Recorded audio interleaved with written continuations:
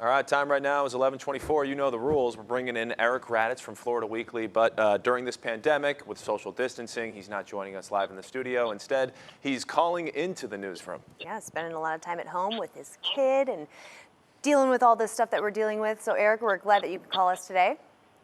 I'm also glad everyone's practicing social distancing, and hope you guys are all staying out safe out there. You guys are doing a great job over there, by the way. We're watching NBC2 and downloading the app, and just appreciate what you guys are doing, so thank you. Thank you, Eric. All right, so let's kick off what's on your cover page of Florida Weekly this week. You're talking about what do you do with all of that stuff that you have? I know that my parents' basement is full, and it fills me with dread as to what would have to happen if we had to sort through all of it. Yes, and while we're all bunkering in as much as possible, we take a look at this might be a good time to sort through our stuff. Our antiques collector expert and Palm Beach editor, Scott Simmons, tells us when our kids and our grandkids and maybe even we don't want some of this stuff anymore, what should we do about it? So the first inclination is to trash it, which might be fine. But we're also taking a look at how clearing out your closets and looking for things that you're getting rid of. Also, you might find some treasures in there. We speak to experts who suggest that before pitching it, have someone who knows a little bit about antiques and their value, and to look at what may be of great value. On the cover there, I'm playing a little game with my friends to see which of the antiques in that small group on the cover is worth millions.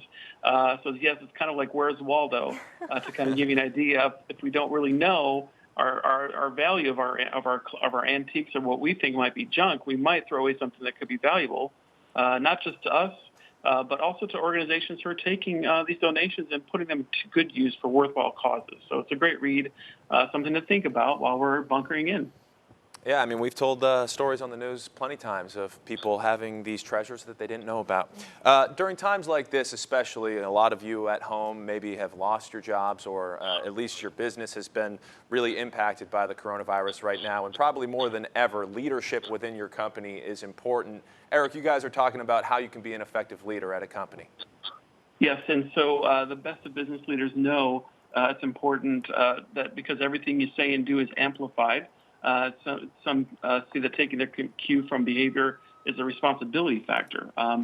So we can inspire others to grow and stay connected, and also we could maybe micromanage and steamroll over everyone, and there's a difference. But specifically and especially in these tough times, leaving your ego at the office door is something that we're focusing in on to keep the team growing, to keep everyone feeling appreciated and hardworking. And those that are working are sometimes even working hard during circumstances like this. All right, Eric, so arts and entertainment, everyone's home, maybe you're self-quarantine. What are you doing to pass the time? Well, a lot of people are sitting on their couches and watching TV, and you can't go to the movies to see a concert or play. You can't go out dancing or hang out in the club. But there's plenty of exciting things to do right in your pajamas on the couch. Our theater writer, Nancy Stetson, who's not doing any theater reviews right now since everything's pretty much closed, has also spent some time picking out what she thinks might be very interesting, some quirky, some fresh to distribution on our streaming services. And it's always great to pass around. Everyone's talking about what are you watching? We've got some good ideas. Well, I'll tell you what, reading anything other than news material for me is typically like taking a pill. But in the last few weeks, I've been kind of excited to read because at this point, it's anything to occupy our minds, Eric. And you're kind of in your top picks section. You typically talk about all the fun things we can do, but we have to stay at home. So what's going on in the top picks? Well, yeah, this week, where we usually pick out a bunch of things to go out and do, we're suggesting stay home. Read a book. That might be good. Board games, lots of video games with your family. Go for a walk. Be creative. Write something. Play some music. But be safe out there.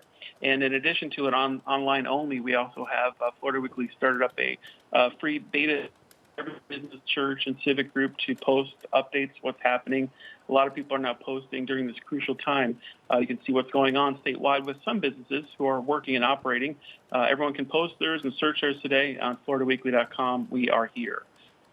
All right, working hard even during a pandemic. Eric, thank you so much for calling in, and please stay safe along with your family. Thanks so much for calling in.